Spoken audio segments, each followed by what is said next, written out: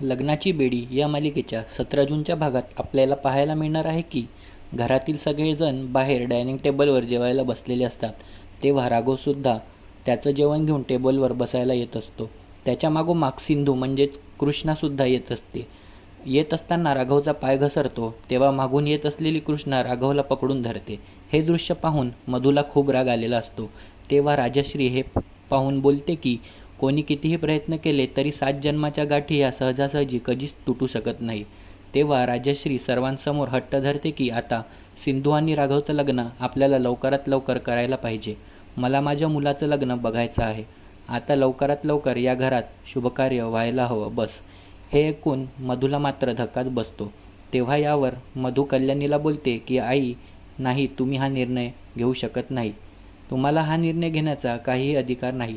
हे बोललेले पाहून घरातील सर्वजण आश्चर्याने बघत असतात. आता यापुढे येणाऱ्या भागात सिंधू आणि राघव लग्नाला तयार होणार की नाही आणि मधू कशाप्रकारे यामध्ये अडथळा घालणार हे पाहणे अतिशय मनोरंजक ठरणार आहे. लग्नाची बेडी या मालिकेचे संपूर्ण अपडेट पाहण्याकरता आमच्या चॅनलला सबस्क्राईब करायला विसरू नका.